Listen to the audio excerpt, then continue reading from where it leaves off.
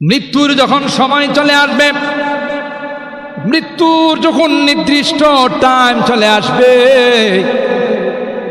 পৃথিবীর কেউ কোনোভাবে পৃথিবীতে থাকতে পারবে না। হযরত সুলাইমান পয়গম্বর সূরা সাবার মধ্যে ঘটনা আছে, বাইতুল মুকাদ্দাসের কাজ যখন শুরু করে দিলেন,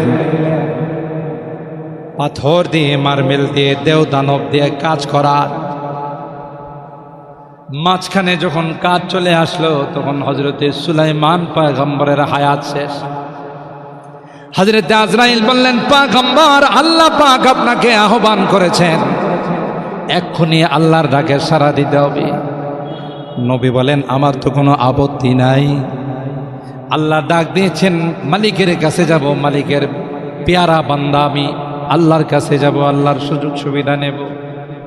কিন্তু ভাই আজরাইল, আমি যদি চলে যাই, এই দেওদানবগুলো মসজিদের কাজ করবে না, বরং যা করছে তাও ভেঙ্গে ছুঁড়ে সব শেষ করে দিবে। আল্লাহর কাছ থেকে তার সমাধান নিয়ে আসো। সুবহানাল্লাহ, জুড়ে বলেন। আর ভাইরা, হযরত আজরাইল মালিক কি বললেন, আল্লাহ তোমার বান্দা তো আসার জন্য রেডি, কিন্তু মসজিদের কি হবে? কোনো গল্প নয়, কোনো কিস্সা নয়, সূরা সাবার মধ্যে ঘটনা আসছে।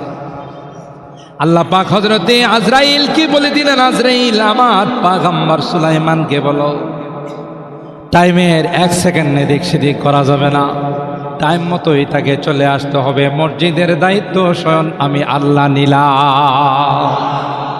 হযরত বড় হুজুর বলেন, আল্লাহ কিন্তু আদম আর হাওয়াকে বললেন, ওয়াসকুন আনতা ওয়া যাওজুকাল জান্নাহ,